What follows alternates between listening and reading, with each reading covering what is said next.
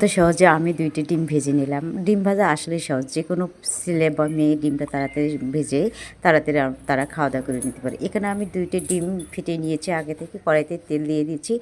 ডিমটা কড়াইতে দিয়ে দিলাম। এখন আমি উল্টে নিব। ডিমটা আমার কত সহজে ভাজা হয়ে গেল দেখেন।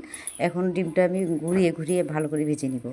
তাহলে ভিতর থেকে একবারে সিদ্ধ হয়ে গেল। এই তো আমি ডিমটা উল্টে নিলাম। কত সুন্দর হয়ে গেল। বন্ধুরা, ডিম ভাজাটা অনেক সহজ। যারা একাই থাকেন, ব্যাচেলর মানুষ, তারা সহজে ডিম ভেজে ভাত খেয়ে নিতে পারেন, কোনো সমস্যা নেই। বন্ধুরা, আমার ভিডিওগুলো অবশ্যই আপনাদেরকে ভালো লাগে। লাইক, কমেন্ট, শেয়ার করবেন এবং আমাকে ফলো করবেন, পেজটি ফলো করবেন। আর নতুন নতুন ভিডিও পেতে খুব সহজে। বন্ধুরা, আপনাদেরকে অসংখ্য ধন্যবাদ জানিয়ে ভিডিওটি শেষ করুন।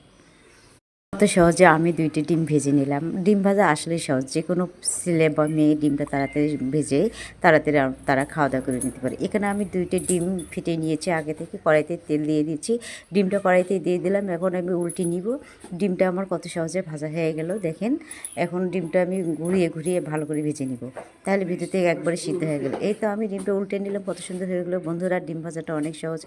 যারা একাই থাকেন, ব্যাচেলর মানুষ, তারা সহজে ডিম ভেজে ভাত খেয়ে নিতে পারেন, কোনো সমস্যা নেই। বন্ধুরা, আমার ভিডিওগুলো অবশ্যই আপনাদেরকে ভালো লাগে।